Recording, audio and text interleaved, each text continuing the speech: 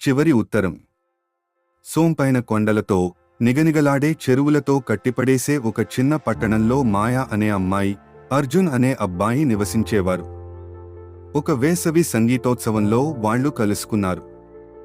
రంగుల కోలాహలం మధ్య సంగీత స్వరాలతో పల్లె ఊరంతా మిగులుతూ ఉండగా మాయా తన చిత్రలేఖనంతో తాను పూర్తిగా మునిగిపోయింది.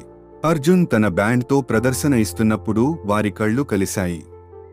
ఆ క్షణంలో ఏదో మాయాజాలం, అనిర్వచనీయమైన అనుభూతి వారిద్దరి మధ్య అంకురించింది. ఆ తర్వాత కాలక్రమేణా మాయా, అర్జున్ మార్గాలు పదే పదే కలుస్తూనే ఉండాయి.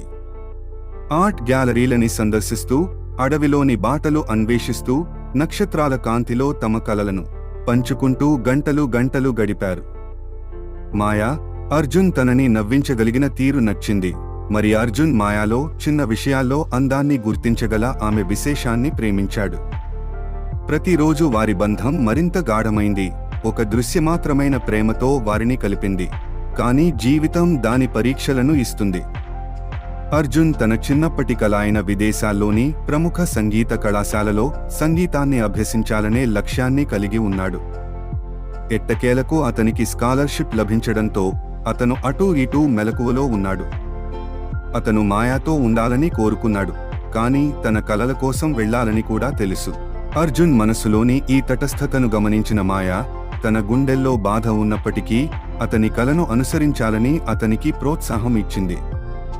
నువ్వు వెళ్ళాలి అర్జున్, ఆమె స్వరంలో ఒక కంపనాన్ని ఉంచుకుని చెప్పింది. నీ కలలు కూడా నన్ను కంటే ఎక్కువ నీలో భాగం. విరహంతో విడిపోయారు. వారిద్దరూ ప్రతి వారం లేఖలు రాయాలని, తమ జీవితంలోని క్షణాలను పంచుకుని ప్రేమను నిలుపుకుంటామని వాగ్దానం చేసుకున్నారు. దూరం తీవ్రంగా అనిపించినా ఆ లేఖలు వారికి ధైర్యాన్నిచ్చాయి. ప్రతి కవర్లో తమ గుండె గుబులు దాగి ఉండేది, వారి ప్రేమ తీయని అక్షరాల్లో చాటుకుని. నెలలు సంవత్సరాలుగా మారుతుండగా అర్జున్ తన సంగీతం ద్వారా మరింత బిజీ అయిపోతున్నాడు. లేఖలు కూడా తక్కువవుతున్నాయి. మాయా అతని కోసం ఎదురుచూస్తూనే ఉన్నప్పటికీ అతని ప్రేమ మీద నమ్మకం కోల్పోలేదు. ఒక వర్షపు సాయంత్రం మాయాకు చివరి లేఖ వచ్చింది. ఆమె దానిని గట్టిగా పట్టుకుంది. అది మిగతా లేఖల కన్నా భిన్నంగా ఉంటుందని తెలుసు. అర్జున్ తన స్వరంలో ముద్రించిన ఆ లేఖ చిన్న, సరళమైనది. నా మాయాకు, నిన్ను మొదటిసారి చూసినప్పటి నుండి ప్రేమిస్తున్నాను. నా ప్రతి పాటలో నీ స్ఫూర్తి ఉంది.